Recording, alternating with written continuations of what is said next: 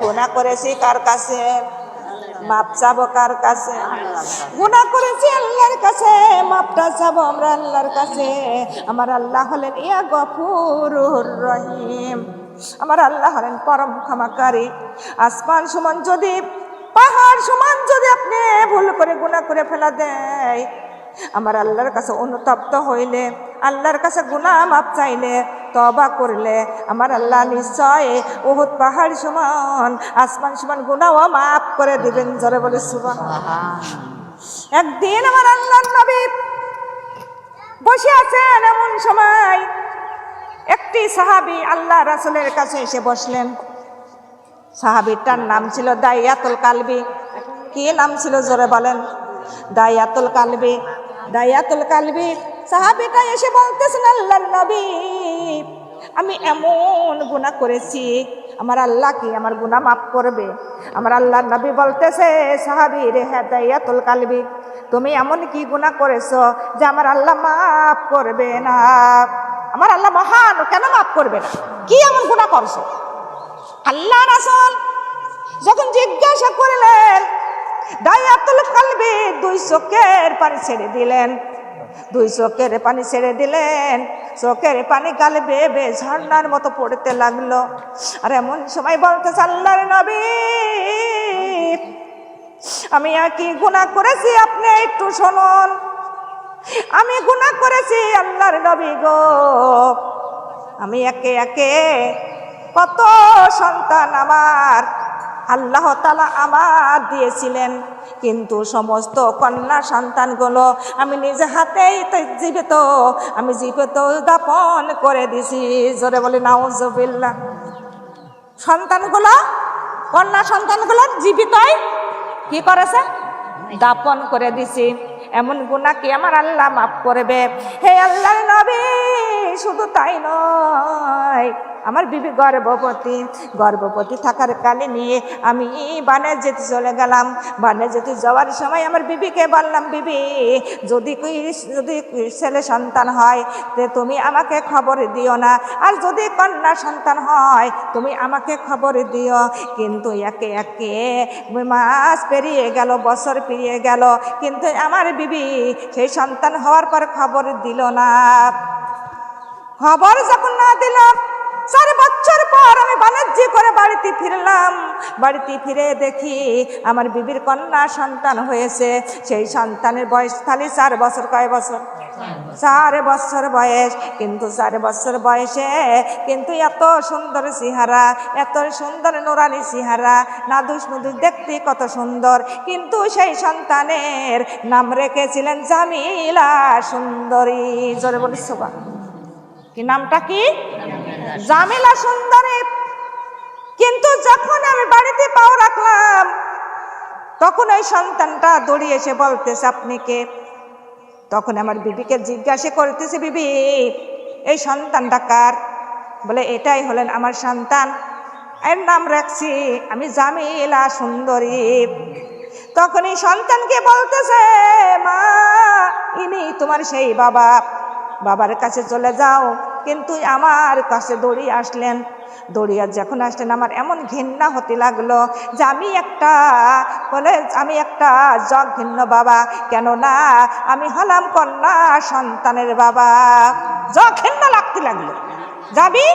যেমন যারা সন্তানের বাবা হলে যেরকম একটা জঘন্য লাগে, সেরকমই জঘন্য লাগতে লাগলো আমার মনের মধ্যে।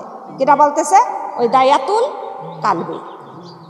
এমন ভাবে আমি তার কোলে করতে যাই, কিন্তু কোলে উঠতে চাই, আমি কোলে নিই নাই। আমার হাত ধরে বলে, বাবা, এতদিন পরে আপনি এসেছেন, কেন আমার কোলে নেন না? কিন্তু তারপরে ওই রকম ভাবে রাত হয়ে গেল। রাতের বেলায় আমার বিবি এক পাশে, আমি এক পাশে, আর আমার সন্তান আমার মাঝখানে শুয়ে আছে। মাঝখানে শুয়ে আমার একবার মুখে চুমা দেয়, একবার কপালে চুমা দেয়। কিন্তু আমার ঘৃণা হতে লাগলো যে আমি একটা কন্যা সন্তানের বাবা।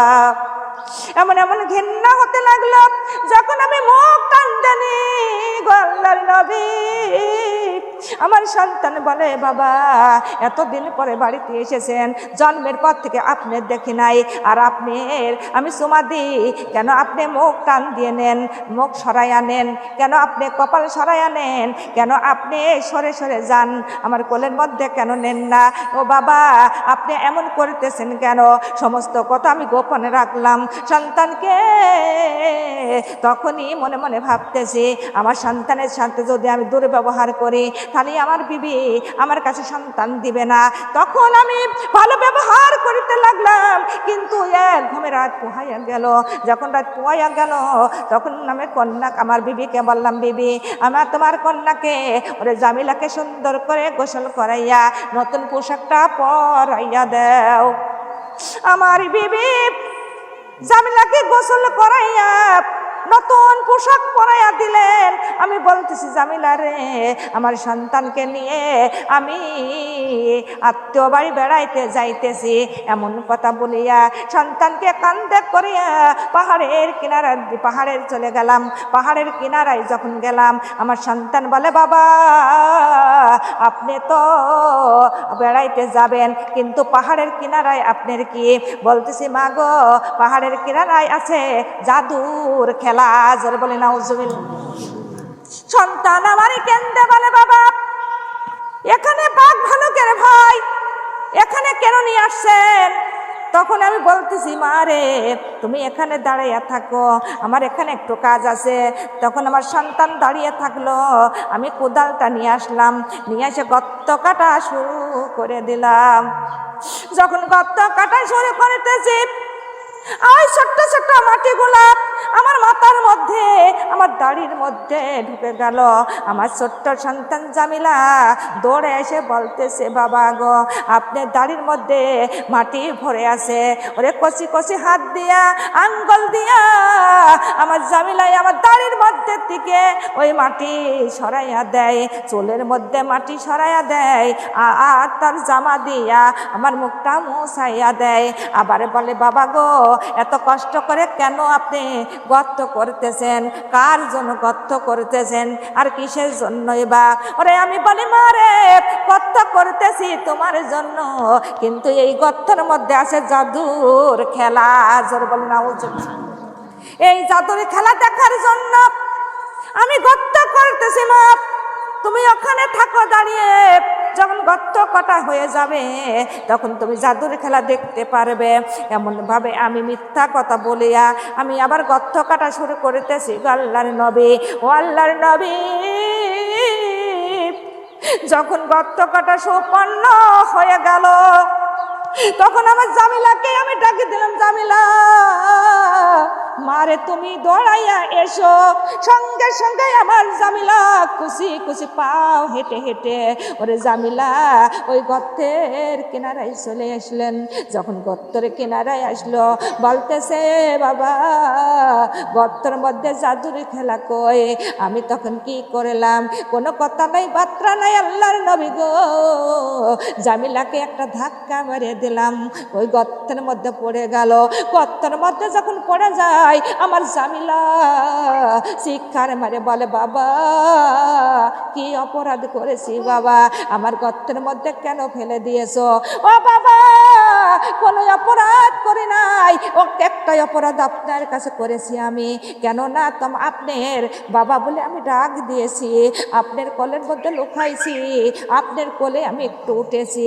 বাবা গো এই অপরাধ আর কোনো দিন করব না, আপনার গর্ত থেকে আমাকে উঠাইয়া দেন, আমি আমার দুই চোখ যেখানে যাই সেখানে আমি চলে যাব বাবা, আর কোনো দিন আপনার বাড়ি যাব না।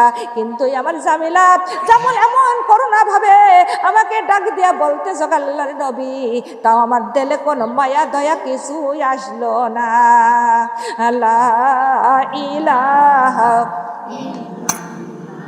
কালিমা লা ইলাহা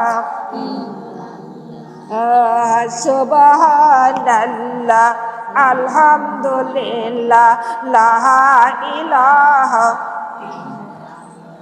কালিমা লা ইলাহা।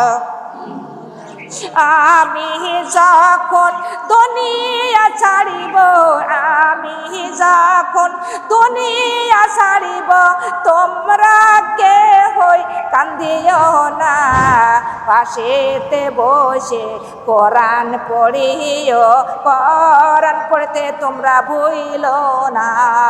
লা ইলাহা কালিমা লা ইলাহা আল্লাহ, লা ইলাহা আমার যখন বাহির করিবা মোরে দ্বারে, যখন বাহির করিবা বেনা মাঝি সঙ্গে রাইখো না, মুখেতে পড়িও শাহাদত কালিমা, কালিমা পড়িতে ভুইল না। লা ইলাহা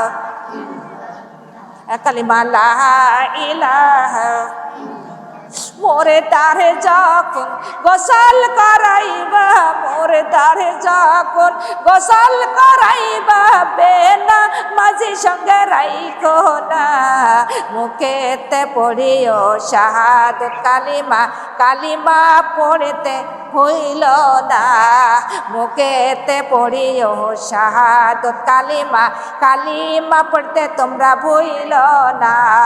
লা ইলাহা কালিমা লা ইলাহা কালিমা লা ইলাহা বেনামাজি গোসল করাইলে, বেনামাজি গোসল করাইলে কবরে শান্তি আমি পাব না, মুখেতে পড়িও শাহাদত কালিমা, কালিমা পড়তে ভুইল না, মুখেতে পড়িও শাহাদত কালিমা, কালিমা পড়তে তোমরা ভুইল না।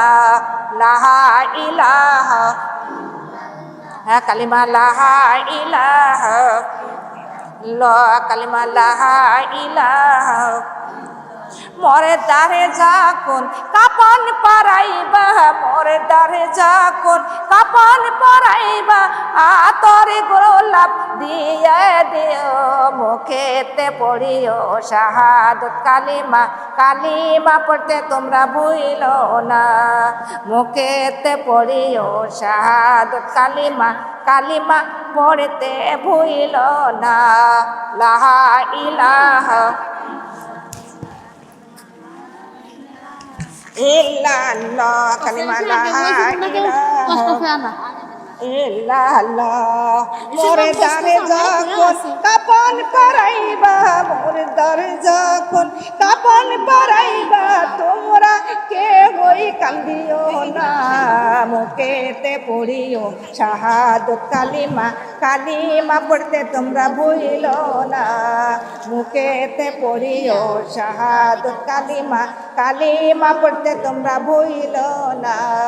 লা ইলাহা কালিমা লা ইলাহা মোরে দ্বারে যখন জানাজা পড়াইবা, মোরে দ্বারে যখন জানাজা পড়াইবা বেনা মাঝি সঙ্গে রাইখো না, মুখেতে পড়িও শাহাদত কালিমা, কালিমা পড়তে তোমরা ভুইল না, মুখেতে পড়িও শাহাদত কালিমা, কালিমা পড়তে ভুইল না। লা ইলাহা কালিমা লা ইলাহা কালিমা লা ইলাহা মোরে দ্বারে যখন কবর লাগাইবা, মোরে দ্বারে যখন কবর শুয়াইবা বেনা মাঝি যেন ধরে না, মুখেতে পড়িও শাহাদত কালিমা, নবীজের হাতে দিও শুবাইয়া, মুখেতে পড়িও শাহাদত কালিমা, নবীজের হাতে দিও শুবাইয়া। লা ইলাহা কালিমা লা ইলাহা কালিমা লা ইলাহা ইল্লাল্লাহু মুহাম্মাদুর রাসূলুল্লাহ সাল্লাল্লাহু আলাইহি ওয়াসাল্লাম। আলহামদুলিল্লাহ। হে আমার মা বোনেরা, একটু খেয়াল করে শুনুন, দয়াতুল কালবির দিলে তা অন্তরে কোনো মায়া দয়া কিছুই আসলো না। দয়াতুল কালবি বলে আল্লাহর নবী, যখন বাবা বাবা করে ডাক দিতে লাগলো, তা আমার সহ্য পরিমাণ বিন্দু আমার দিলে কোনো মায়া দয়া আসলেন না। তখন আমি কি করলাম, আল্লাহর নবী ওখানে ছিল পাথরের টুকরা, আমি পাথর মারতে লাগলাম। একে একে আমি পাথর যখন মারতেছি, আমার জামিলার দেহ যে লাগতেছে। আমার জামিলা চিৎকার মারে কেন্দে বলে, বাবা পাথরের আঘাত আর সইতে পারি না গো বাবা, আর আপনি পাথরে মারবেন না, পাথর মারবেন না, আমি ছোট্ট মানুষ হইতে পারি না। আল্লাহর নবী গো সুন্দর কণ্ঠে ওরে কষে কষে মুখে ওরে যখন বাবা বাবা বলে ডাক দিতেছিল, তাও আমার দিলে শস্য পরিমাণ মায়াও আসলেন না। যখন আমি আর একটা পাথর মারলাম, শেষ পাথর, তখন আমার জামিলার মাথায় লেগে লাগলেন, মাথার থেকে রক্ত বাহির হইয়া গর্তটা ভরে যেতে লাগলো। আমার জামিলা কেন্দে বলে, বাবা দেখেন বাবা আমার গায়ে রক্ত, এই গর্তটা ভরে গেল। কিন্তু আমি তাও পিছন দিকে তাকালাম না, গর্ত উজু তাকালাম না। আমি তখন আবার আর একটা পাথরে নিক্ষেপ করলাম। তখন আমার জামিলা আর ডাক বন্ধ করে দিল। জোরে বলি সুবহানাল্লাহ। তখন আমি আল্লাহর নবীকে আমি কেমন বাবা, আমার জামিলার উজু, জামিলার কথায় কান্নায় একটু মায়া দয়া কিছু আসলেন না। আল্লাহর নবী গো আমি কেমন বাবা হয়েছি, কিন্তু এই গুনাহ আমার আল্লাহ তাআলা কি আমার মাফ করবে? আমার নবীজি বলতেছে, দায়াতুল গালবি, যখন তোমার কন্যাকে হত্যা করেছিলে তখন তুমি ছিলে ইহুদি, আর এখন কালিমা পড়ে তুমি মুসলমান হয়ে গেছো। আমার আল্লাহর রাসূলের, আল্লাহর বন্ধুর তুমি সাহাবী হয়ে গেছো। আমার আল্লাহ তাআলা তোমার জিন্দেগীর গুনাহ মাফ করে দিবেন। জোরে বলি সুবহানাল্লাহ। হে আমার মা বোনেরা, তাই আমরা যত গুনাহ যদি ভুল করে করে থাকি, আসমান সমান গুনাহ যদি করে থাকেন, পাহাড় সমানও যদি গুনাহ করে থাকেন, আমার আল্লাহর কাছে অনুতপ্ত হতে হবে, আল্লাহর কাছে গুনাহ মাপ চেতে হবে, আল্লাহর কাছে খাস করে তওবা করতে হবে। আমার আল্লাহ হলেন ইয়া গফুরুর রহিম, সমস্ত গুনাহ আমার আল্লাহ ক্ষমা করে দিবেন। জোরে বলি সুবহানাল্লাহ। ক্ষমা করবে কিনা জোরে বলেন। সেই গুনার কাজে আর যাওয়া যাবে না, কথা বলেন, আর যাওয়া যাবে না। কিন্তু দিনটাই আমাদের, একটা দিন যাইতেছে, একটা দিনকার হায়াত কমতেছে, আর একদিনকার মওত আমাদের কাছে আগাইতেছে কিনা জোরে বলেন, আগাইতেছে কিনা। এ দুনিয়ার মাবুন গো, কিন্তু একটা গরিব বৃদ্ধ লোক ছিল, ওই লোকটা পরের বাড়ি কাজকর্ম করতো। একদিন মাঠে ভোরাল কুপাইতেছে আর বলতেছে রব্বুল আলামিন, কিন্তু দুনিয়ার মধ্যে এতকাল রইলাম, কিন্তু আমি কোনোদিন একটু সুখ শান্তি পাইলাম না। এমন কথা বলতে না বলতে কোদালে একটা ঠক করে আওয়াজ চলে আসলেন। তখনই ওই বৃদ্ধটা ওই কোদালটা উঁচু করে দেখে একটা হাড়ি, আর হাড়ির মধ্যে শুধু গুটি আর গুটি। গুটির হাড়িটা বৃদ্ধটা বাড়িতে নিয়ে আসলেন, নিয়ে আসিয়ে একটা ধনুক বানাইয়া গুটিগুলো বনে বনে চালতে লাগলেন। চালতে চালতে গুটি শেষ হয়ে গেল, থাকলো দুইটা গুটি। কয়টা? দুইটা গুটি পকেটের মধ্যে করে নিয়ে বৃদ্ধ একটা শহরে চলে গেল। শহরটা ঘুরে ঘুরে দেখতে লাগলো। দেখে দেখে দেখে কত দোকানে মালামাটি ভরা, কিন্তু কোনো পাহারাদার নাই। আর একটা দোকানে কোনো মালামাটি নাই, দুইটা পাহারাদার পাহারা দিতেছে। তখনই বৃদ্ধ লোকটা ওই পাহারাদারকে বলেন, ও পাহারাদার, কিন্তু এই দোকানে তো কোনো মালামাটি নাই, তোমরা কি পাহারা দিতেছ? দোকানের পাহারাদার বলে, হে বৃদ্ধ বৃদ্ধ চাচা, কিন্তু আমরা তো জানি না দোকানের মধ্যে আছে দোকানের মালিক, তার কাছে যা জিগান, কিন্তু আমরা বলতে পারবো না। তখনই ওই বৃদ্ধ চাচা দোকানের মধ্যে উঠে গেল, উঠে যেয়া দেখে দোকানের মালিক বসে আছেন। দোকানের মালিককে জিজ্ঞাসা করলেন, হ্যাঁ দোকানের মালিক, কিন্তু কত দোকানে মালাবাটি ভরা, কিন্তু কোনো পাহারাদার নাই, আপনার দোকানে কোনো মালাবাটি নাই, কিন্তু আপনি দুইটা পাহারাদার কেন রেখে দিয়েছেন, পাহারাদার রেখে দিয়েছেন? তখনই দোকানের মালিক বলতেছে, বৃদ্ধ চাচা ওই দেখেন একটা লোহার খাঁচা, আর লোহার খাঁচার মধ্যে একটা কাঁচের বাক্স, আর ওই কাঁচের বাক্সের মধ্যে আছে আমার দুইটা গুটি, আর দুইটা গুটি পাহারা দেওয়ার জন্য আমি দুইটা পাহারাদার রেখে দিয়েছি। জোরে বলি সুবহানাল্লাহ। বৃদ্ধ চাচা বলতেছে, দোকানের মালিক ওই রকম দুইটা গুটি এখন আমার পকেটের মধ্যে আছে। বৃদ্ধ চাচা যখন বলতেছেন, দোকানের মালিক বলতেছেন, চাচা ঠিক আছে, তাহলে আপনার পকেটের মধ্যে ওই গুটি দুটো বাহির করেন তো দেখি। তখন বাহির করলেন, আমি রোজা রাখতো, বাহির করলেন, বাহির করে ওই বাক্সর কাছে নিয়ে গেলেন, নিয়ে যায় গুটি দুটো মিলাইলেন, কিন্তু পকেটের গুটি দুটাই বেশি মূল্যবান। জোরে বলি সুবহানাল্লাহ।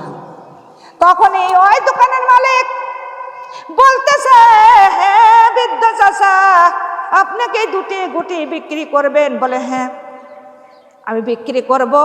কয় টাকা দিবেন? বলে আপনি বলেন কত দিবেন। দোকানের মালিক তখন বলতেছে, চাচা আপনি দুটি গুটির মূল্য আমি 2 লক্ষ টাকা দিব। যারা বলে সুবহানাল্লাহ। এই কথা বলতে না বলতে ওই বৃদ্ধ চাচা মাথা ঘুরে পড়ে গেছে। দোকানের মালিক বলতেছেন, চাচা আপনি মাথা ঘুরে পড়ে গেলেন কেন? আপনার গুটির মূল্য কি আমার কম কোয়া হয়েছে? আরে মাথা ঘুরে পড়ে গেলেন কেন? তখনই বলতেছে, না রে দোকানের মালিক, দুধে গুটির মূল্য যদি 2 লক্ষ টাকা হতে পারে, আমি হাজার হাজার গুটি জঙ্গলে ফেলে দিয়েছি, আর হাজার হাজার গুটি যদি থাকতো আমার কত হাজার লক্ষ টাকাই না হতো। জোরে বলি সুবহানাল্লাহ। কথাটা ঠিক না বে ঠিক? কথা বলেন। তখনই দোকানের মালিক বলতেছে, হে বৃদ্ধ চাচা কোথায় আপনি গুটি ফেলেছেন, সেই জায়গা কি ঠিক আছে? বলে হ্যাঁ। বলে ঠিক যদি থাকে সেখানে যান, সেই জঙ্গলে যেয়ে আপনি খোঁজ করেন, পাইলেও একটা পাবেন কিনা জোরে বলেন, পাইলেও 2টা, পাইলেও 5টা। কথা বলেন ঠিক না বেটি? পাইলেও 5টা পাইতে পারেন, সেখানে যে খোঁজ করেন, কেননা হাজার হাজার গুটি মারেছেন, কিন্তু আপনি 10-20 বছর পরও সেখানে যদি খোঁজ করেন, পাইলে একটা না একটা পাবেন। কথা বলেন ঠিক না বেটি? হে আমার মা বোনেরা, গুটি 20 বছর পর, 50 বছর পর খোঁজ করা গেলেও 5টা না একটা পাওয়া যায়। আমাদের জীবনে কতদিন চলে গেছে মাগো, একটা দিনও খুঁজলে আমরা পাবো না, খোঁজ করলে পাবো না। কথা বলেন। ওরা ছোটকালের দিন একটা খোঁজ করলে পাবো না, যুবতী কালের দিন একটাও খোঁজ করলে পাবো। জোরে বলেন। যে দিনগুলা গেছে একটা দিনও খোঁজ করলে আমরা পাবো না। হে আমার দুনিয়ার মা বোন গো, তাই সামনে যে দিনগুলাই আছে, এই দিনগুলাই আমরা কেউ অবহেলা করবো না। এই দিনগুলার মধ্যে আমরা আল্লাহর খুশি রাজি কইরা, আল্লাহর ইবাদত করিয়া, ঈমান আমল নিয়ে যেন কবরে যেতে পারি। সবাই বলে আমিন। লা ইলাহা কালিমা লা ইলাহা ইল্লাল্লাহ। ফুলের সাথী প্রজাপতি, ফুলের সাথী প্রজাপতি, চাঁদের সাথী তারাই আমার কবর সাথী। কেউ হবে না মাগো ফজরের নামাজ ছাড়াই আমার কবরের সাথী। কেউ হবে না মাগো জোহরের নামাজ ছাড়া। কালিমা লা ইলাহা ইল্লাল্লাহ, কালিমা লা ইলাহা ইল্লাল্লাহ। ফুলের সাথী প্রজাপতি, ফুলের সাথী প্রজাপতি চাঁদের সাথী তারা আমার কবরের সাথী কেউ হবে না মাগো আসুরের নামাজ ছাড়া আমার কবরের সাথী কেউ হবে না মাগো মাগরিবের নামাজ ছাড়া কালিমা লা ইলাহা ইল্লাল্লাহ কালিমা লা ইলাহা ইল্লাল্লাহ ফুলের সাথী প্রজাপতি ফুলের সাথী প্রজাপতি চাঁদের সাথী মাগো তারা কবরের সাথী কেউ হবে না মাগো ইশারের নামাজ ছাড়া আমার কবরের সাথী কেউ হবে না মাগো তাহাজ্জুদের নামাজ ছাড়া কালিমা লা ইলাহা ইল্লাল্লাহ কালিমা লা ইলাহা ইল্লাল্লাহ ফুলের সাথী প্রজাপতি ফুলের সাথী প্রজাপতি চাঁদের সাথী তারা আমার কবরের সাথী কেউ হবে না মাগো কোরআন হাদিস ছাড়া আমার কবরের সাথী কেউ হবে না মাগো ফরজে রোজা ছাড়া কালিমা লা ইলাহা ইল্লাল্লাহ কালিমা লা ইলাহা ইল্লাল্লাহ কালিমা লা ইলাহা ইল্লাল্লাহ কালিমা লা ইলাহা ইল্লাল্লাহ মুহাম্মাদুর রাসূলুল্লাহ সাল্লাল্লাহু আলাইহি ওয়াসাল্লাম। ভাই বেরাদা আত্মসুজন আমাদের স্বামী সন্তান কেউ কি সঙ্গের সঙ্গী না হবে জোরে বল দুনিয়ার মা বোনগা কেউ সঙ্গের সঙ্গী হবে না কেউ আমাদের সঙ্গে যাবে না যাবে একমাত্র আমল কি যাবে জোরে বলেন সেই আমলের ঘাটতি করা কি যাবে না কথা বলেন আমলে ঘাটতি করা যাবে না কিন্তু বেনামাজি হয়ে কবরে যাওয়া যাবে কি জোরে বলেন বেনামাজি হয়ে কবরে যাওয়া যাবে না বেনামাজি কাকে বলে যারা একদিন নামাজ পড়ে 2 দিন পড়ে না 2 দিন পরে 1 দিন পড়ে না 1 ওয়াক্ত পড়ে 2 ওয়াক্ত পড়ে না 2 ওয়াক্ত পড়ে মাগো 3 ওয়াক্ত পড়ে না তারাই হলেন বেনামাজি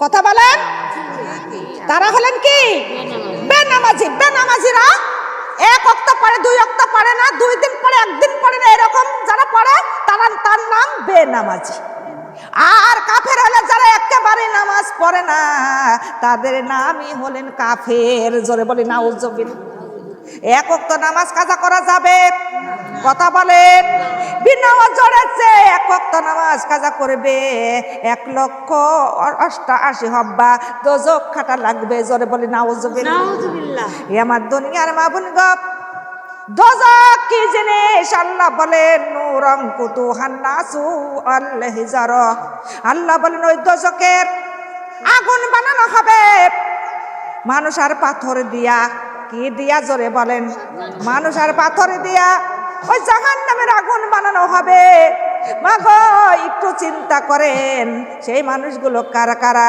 আল্লাহ বলেন ওয়ালা সিরি ইন্নাল ইনসানা লাফি খুস আল্লাহ বলেন সময়ের কসম মানুষ বড় ক্ষতিগ্রস্তের মধ্যে আছে এবং ভুলের মধ্যে আছে কিনা জোরে বলেন আছে কিনা হে আমার মা বোনেরা কারা ভুলের মধ্যে আছে এমনকি দেখেন আল্লাহ বলেছেন 5 ওয়াক্ত নামাজ আল্লাহ ফরজ করেছেন যেমন রোজা রাখা ফরজ করেছে তেমন আমাদের পর্দাটাও কি করেছে জোরে বলেন পর্দাটাও ফরজ করেছেন আমার আল্লাহ এটা কার হুকুম কার হুকুম আল্লাহর হুকুম আল্লাহ বলে আল্লাহ রাসূল করিম সাল্লাল্লাহু আলাইহি ওয়াসাল্লাম বলেছেন নারীদের রাতে দিনে 24 ঘন্টার জন্য পর্দা হলেন ফরজ জোরে বলি সুবহানাল্লাহ সেই পর্দার কি করে খিলাফ করা যাবে যাবে রোজা যদি কাজা হয় রোজার কাজা তুলে দেওয়া যায় যদি কোনো কার্যকলাপে একটা ওয়াক্ত নামাজ কাজা হয়ে যায়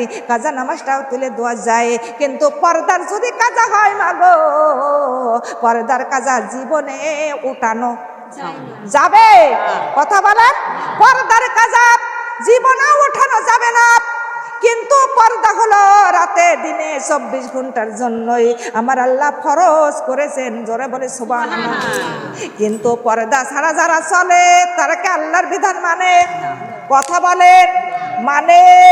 যারা পর্দা করে না বেল্লা ভাবে চলতেছে, কিন্তু কোন জাতি নামাজ পড়লো না, কে নামাজ পড়লো না, কে পর্দা করলো না, ওটা আমাদের দেখার বিষয় না। আমরা আমাদের পরিচয়, আমরা হলাম মুসলমান। কথা বলেন, ঠিক না ঠিক কথা? কোন জাতি পর্দা করলো না, কোন জাতি বেআল্লাহ ভাবে বেড়াইল, কোন জাতি দেবরের সঙ্গে তারা মিলামেশা করলো, ওটা আমাদের দেখার নাই। আমরা হলাম মুসলমান। জোরে বলে সুবহানাল্লাহ। কথা বলেন, ঠিক না ঠিক কথা? কালিমা লা ইলাহা